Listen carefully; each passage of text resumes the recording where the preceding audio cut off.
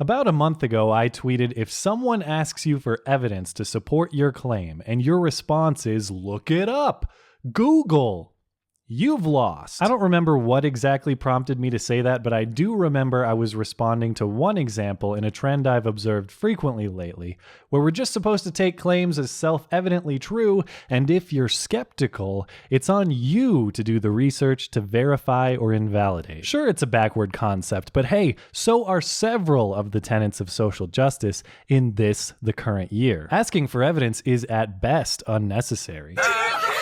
And at worst, an act of aggression. We need to talk about how widespread myths and disbelief protect abusers and allow them to keep on abusing others. You're a bad person because of your ignorance, but also screw you for asking so many questions. The thing with all these arguments against feminism is that if you wanted to have a proper discussion about it, you would have Googled it and done your research, but you didn't, which makes you an arse. And since people and ideas are inseparable concepts, any criticism of ideologies like Islam or Black Lives Matter is bigotry. And we have to be able to criticize bad ideas. It's gross, it's racist. I had a conversation the other night where all of these cliches dropped harder than a silverback at the Cincinnati Zoo.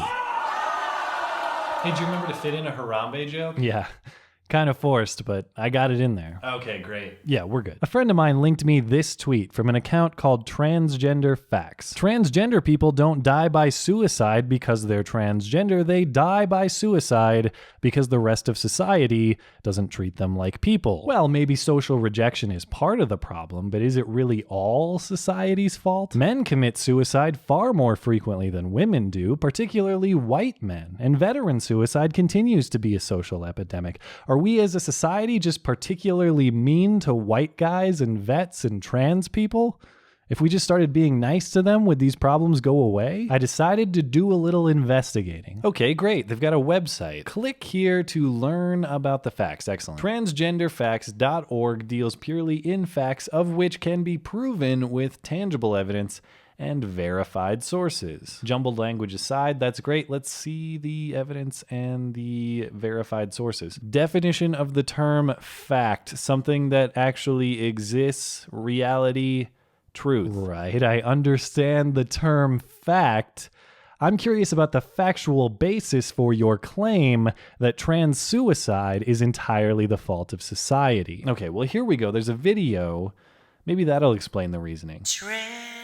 Transgenderfacts.org, give us civil rights. Pretty compelling presentation, but I think we could improve it a bit. Transgenderfacts.org, give us civil rights. Anyway, I'm still not convinced, and rather than click around all day, I'll go straight to the source. If this is a transgender fact, surely there's some sort of evidence, dare I say proof, to support the claim. A tweet to which I receive this reply. The evidence is all over the internet.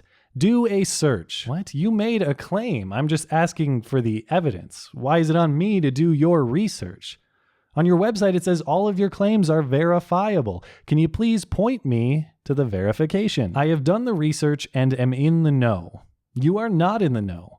So why should I do your research? Let me give you a hypothetical. Let's say I publish a website that claims Bigfoot is legitimately, verifiably, provably real. That would interest a lot of people, don't you think? And I'm sure people would come to me and they'd say, that's amazing. May I please see the evidence, the verification, the proof? And suppose I respond saying, no. I have the proof. I'm in the know.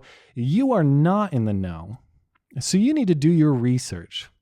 Google it. You might respond with a furrowed brow of skepticism. And if I replied with a song to convince you, Bigfoot is real, give him civil rights, you just might remain skeptical. Now, of course, no social justice dialogue in the current year is complete without taking disagreement on the ideas as personal attack. Everyone involved in the conversation on Twitter got to celebrate with a massive block party. And Transgender Facts subtweeted, transgender people do not need to defend their honor to every idiot who rebuts us.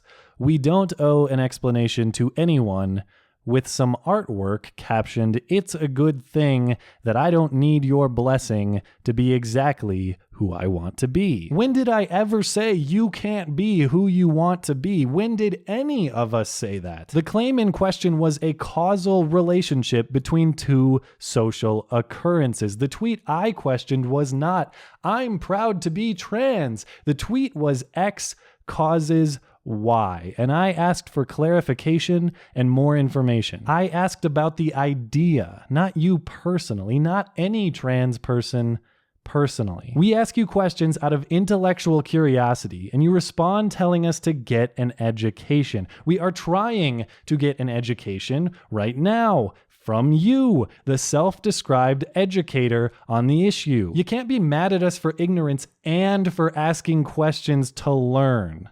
You have to pick one. No, I do not, because reason. Okay, stop, please. I give up. You win. I debated making this video because it felt mean. This website is a small operation. It looks like it's run by just one person, a person I have every reason to believe wants to do good for the world. And that's great.